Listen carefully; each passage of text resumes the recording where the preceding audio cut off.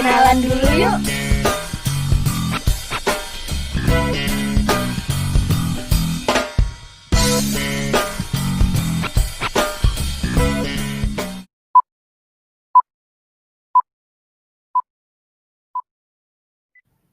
Kamu memiliki perusahaan baru di kota.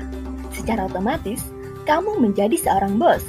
Ya, Dan kamu bahagia. bisa bersantai, duduk manis, menikmati suasana. Tapi, itu tak akan bertahan lama. Saat tanggal muda datang, semua karyawanmu berbaris meminta gaji. Namun, kamu tak bisa memberikannya. Karena ada hal-hal yang harus diselesaikan.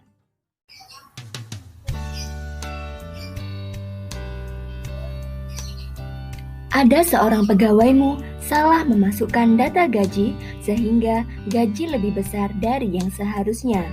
Tentu secara tak sengaja mungkin dia sedang mengantuk atau salah pencet.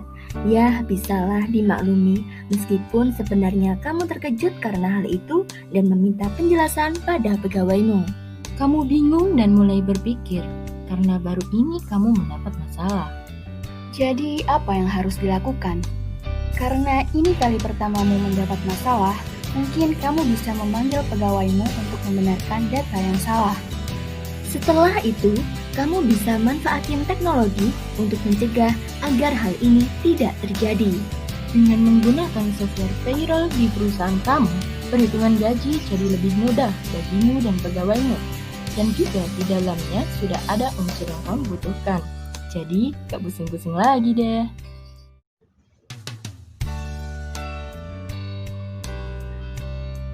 Seorang pegawaimu mengentry data badge pada kartu waktu seperti biasanya. Pada suatu ketika, dengan tidak sengaja, jam kerja pada kartu waktu seorang pegawai yang seharusnya 8 jam jadi 80 jam. Pasti pegawaimu syok berat membayangkan akan kerja Rodi. Akibatnya, biaya tenaga kerja perusahaanmu membengkak dan laporan ke perusahaanmu menjadi keliru. Lalu, apa yang harus dilakukan? Kamu bisa meminta pegawai yang ngerjain data itu mengganti dengan data yang benar. Jika kamu ingin mencegah masalah ini agar tidak terjadi lagi di perusahaanmu, caranya setiap datang dan pulang dari kantor, pegawaimu diwajibkan untuk presensi menggunakan fingerprint atau scan wajah. Nah, nantinya data jam kerja setiap pegawaimu akan tersimpan secara otomatis ke sistem pemrosesan penggajian. Jadi nggak perlu entry data satu-satu deh. Lalu, perlu juga untuk meminta para supervisor setiap departemen di perusahaan kamu untuk rutin meriksa dan nyetujuin kartu waktu serta kartu jam kerja untuk ngepastiin keakuratan dari datanya.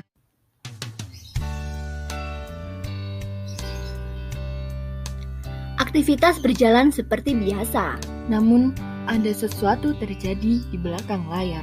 Ternyata, supervisor kamu licik. Dia memecat salah satu pegawaimu tanpa lapor. Ups. So, gaji pegawai itu masuk ke kantongnya. Ya, lama-kelamaan akan berakibat buruk pada perusahaanmu. Lalu, apa yang harus dilakukan?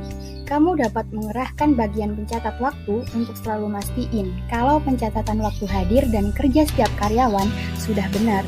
Caranya melalui fingerprint maupun scan wajah, jadi nggak kecolongan deh. Selain itu, kamu juga bisa melakukan rekonsiliasi rutin di mana slip gaji yang dikeluarkan atas nama rekening pegawai dan harus ada yang pastiin kalau nama yang menerima sudah sesuai dengan nama di slip gaji. Atau kamu juga bisa ngelakuin surprise payroll payoff yang harusin pegawai menerima dan menandatangani slip gaji di depan auditor dan kamu. Dengan ini, kamu dapat meminimalisir kecurangan yang terjadi di perusahaan kamu.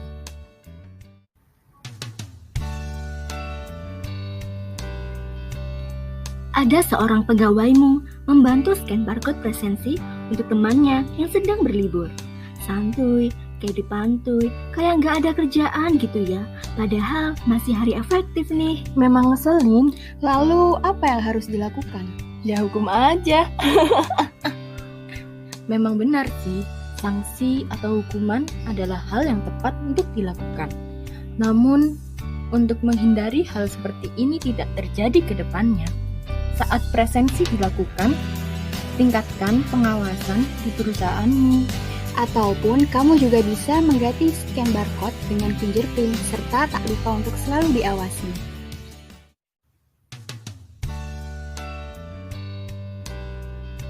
Setiap perusahaan pasti memiliki programmer atau operator, termasuk perusahaanmu. Namun, programmermu berusaha menembus akses file milik Departemen Penggajian untuk ningkatin gajinya. Tentu berhasil dong. Dalam sekejap, nilai gajinya meningkat.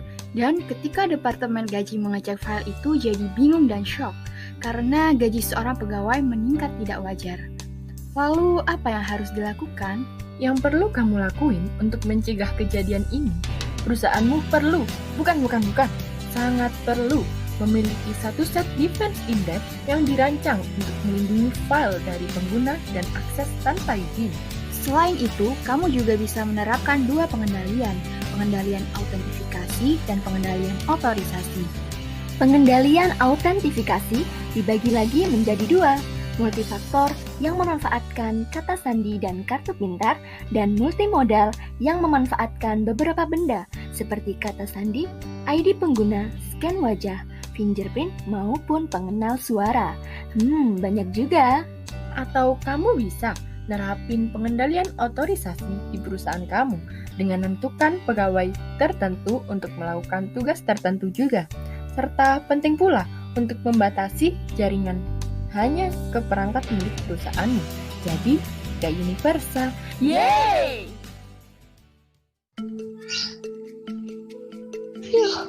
Akhirnya masalahmu selesai.